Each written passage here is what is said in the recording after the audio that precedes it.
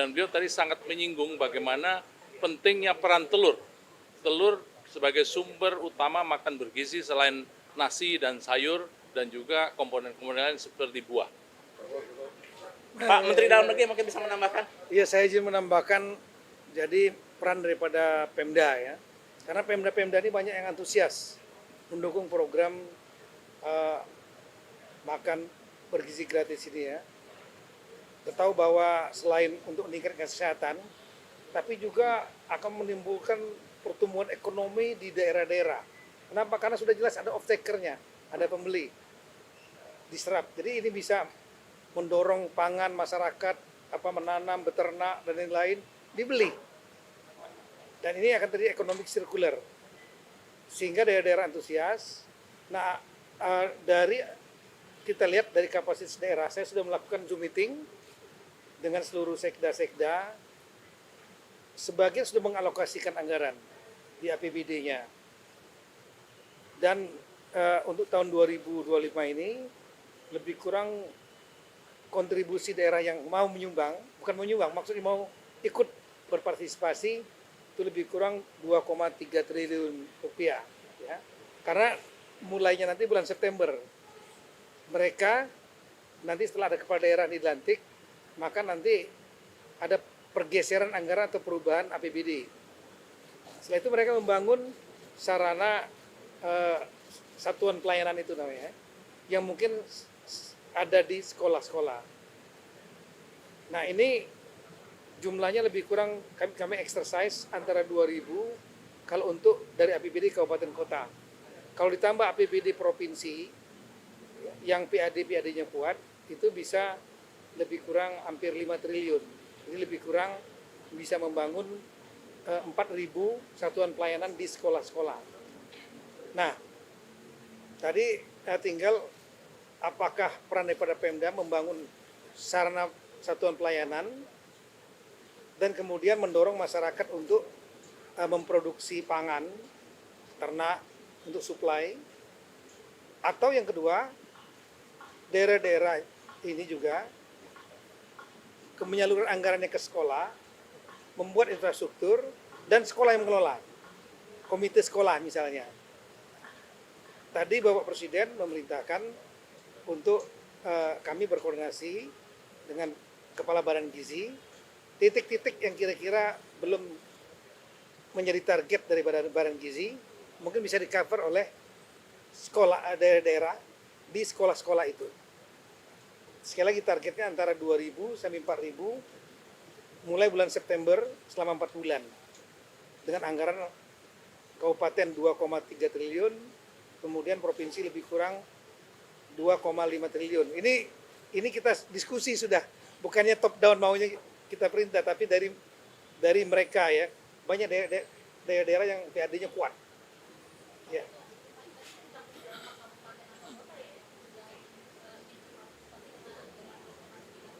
Eh, 415 kabupaten, ya, 93 kota, dan semua provinsi mau berpartisipasi. Karena ini akan menghidupkan ekonomi mereka selain anak-anak mereka sehat. Selain soal anggaran, Pak Tito, seperti apa peran daerah untuk mengantisipasi terulangnya kejadian seperti Sukoharjo dan Ya tentu kalau bisa dilibatkan juga dari puskesmas, kan ada puskesmas di sana ya, yang kira-kira ya bisa mengawasi masalah higienisnya lah, kesehatannya. Tapi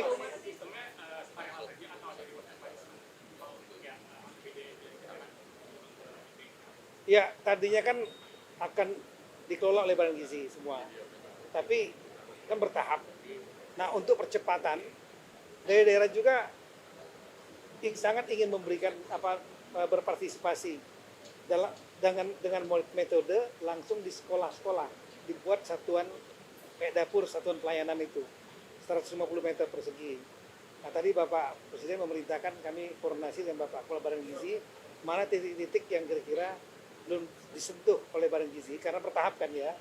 Nah yang daerah-daerah ini kira-kira ngerjakan yang mana. Tapi mungkin prioritasnya adalah pada daerah-daerah yang angka stuntingnya tinggi sama kemiskinannya tinggi. Itu menjadi target utama. Dana dari daerah itu memang untuk di daerah selatan atau nanti diambil disubsidi?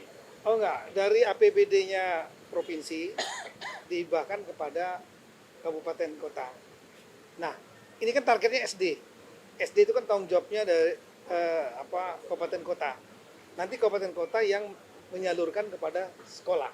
Yang mengelolanya sekolah, tapi nanti untuk masalah operasionalisasinya itu akan tetap di bawah kendali Badan Gizi yang memiliki ada SPP, Satuan Pelayanan, juga ada petugasnya. Tapi juga akan dibantu pengawasan dari inspektorat kabupaten kota. Beda, tergantung dari PAD-nya masing-masing. Contoh misalnya Kabupaten Badung ya, itu PAD-nya kan 90% dari APBD-nya. Transfer pusat hanya 10%. Mereka punya anggaran hampir 10 triliun. Anak SD-nya ada 2.000. Mereka bisa mengcover semua malah. Mengcover semua, mengcover semua dari APBD cukup mereka. Tapi ada juga yang PAD-nya kan rendah sekali. Seperti Indonesia bagian timur. Nah, kalau ini mereka ya udah 500 anak-anak aja. Yang lainnya akan di cover oleh Badan Gizi Nasional.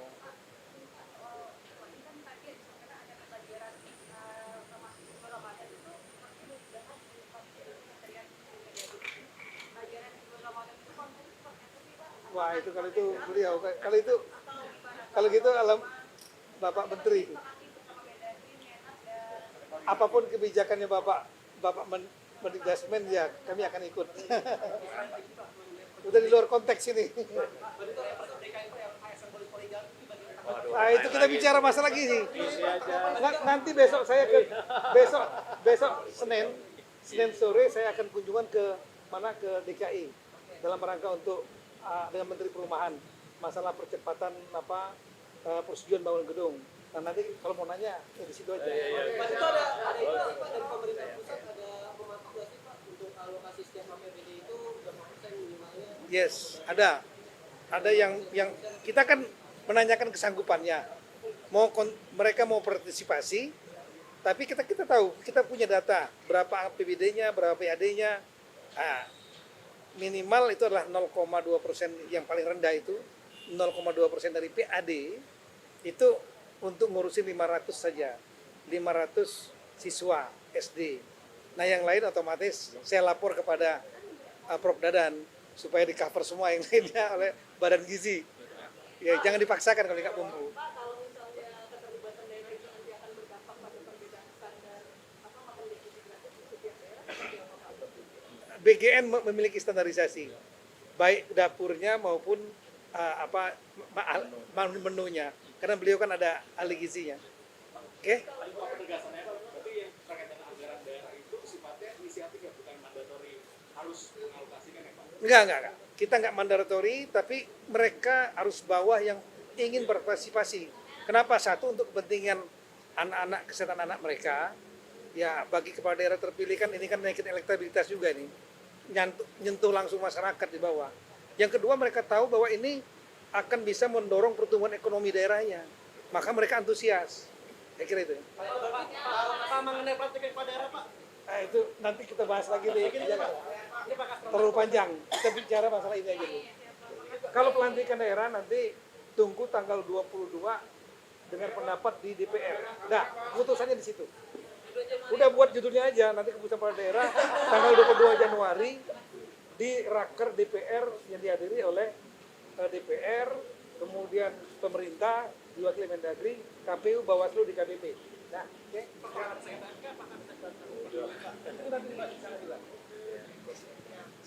Kami dari Bappenas diminta membantu Badan Gizi di bidang perencanaan, mulai dari perencanaan penganggaran sampai perencanaan pelaksanaan. Tadi Bapak Presiden juga menyampaikan bahwa ada hal-hal yang perlu sangat diperhatikan, terutama rantai pasok produksi.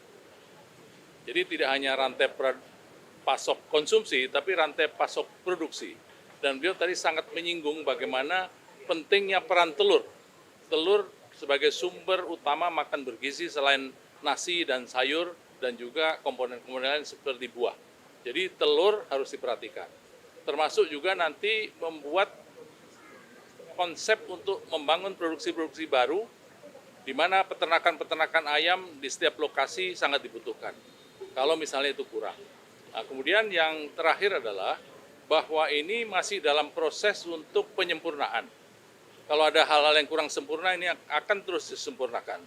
Semua kementerian lembaga akan selalu mendukung, mulai dari Kementerian Bappenas dan semua kementerian yang ada. Tadi Pak Tito sangat bagus sekali, Kementerian Dalam Negeri sangat aktif, dan kita ingin Kementerian Dalam Negeri, Kementerian Koperasi, kemudian kementerian-kementerian lain seperti Kementerian Desa juga terus aktif, dan terutama Kementerian Pendidikan Dasar Menengah ini menjadi ujung tombak dalam kerangka membangun makan bergizi yang kita harapkan.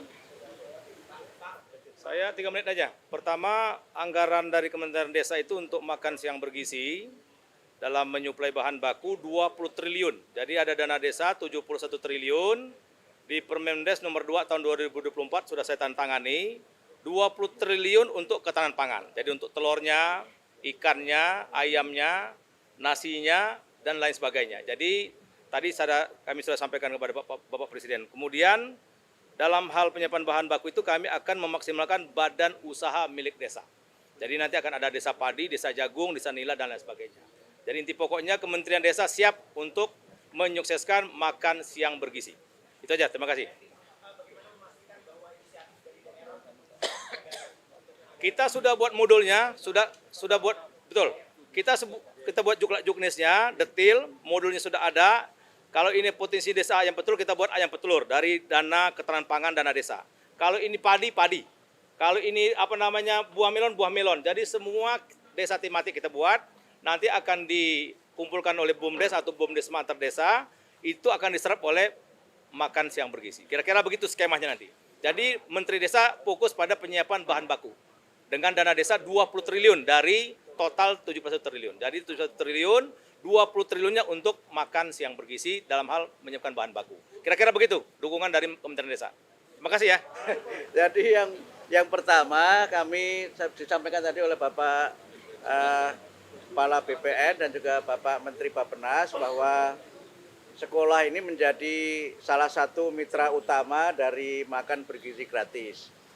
Dan kami sudah menyiapkan, pertama adalah modul tentang bagaimana makan bergizi gratis ini menjadi bagian dari pendidikan karakter di sekolah.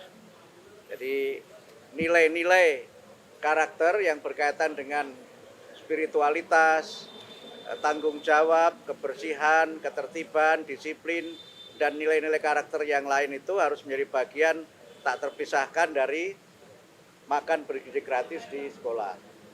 Yang kedua, tadi Pak Presiden menyampaikan ada yang baru tadi ya Pak Kepala Badan, bahwa sanitasi di sekolah juga harus bagus agar ketika ada alat-alat untuk makan yang dicuci itu juga tidak menimbulkan genangan air dan tidak menimbulkan masalah kesehatan, sehingga tadi Pak Presiden menekankan agar sanitasi dan juga termasuk toilet itu harus dibangun yang bagus, yang bersih, karena itu bagian dari lingkungan fisik sekolah yang mendukung keberhasilan program makan bergizi gratis ini.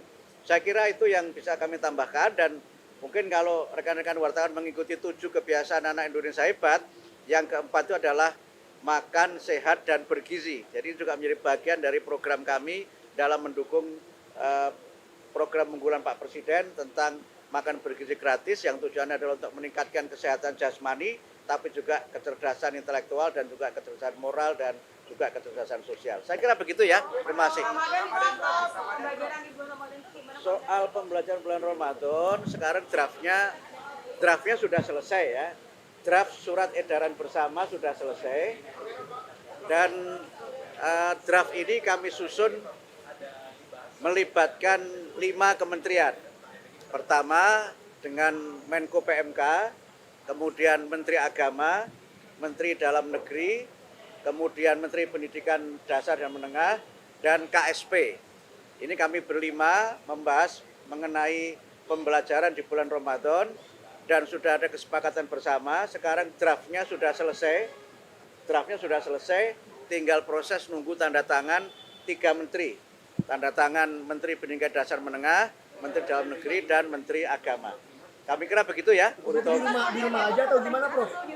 Di rumah atau gimana, Prof? apanya. Itu pembelajarannya di rumah atau di sekolah, Prof? Tunggu sampai surat edarannya keluar ya. Ya. Sabar dikit aja. Prof, kalau Pokoknya sebelum Ramadan sudah terbit. Sebelum Ramadan terbit. Bulan-bulan ini apa gimana, Prof? Insya Allah dalam minggu depan ini sudah selesai.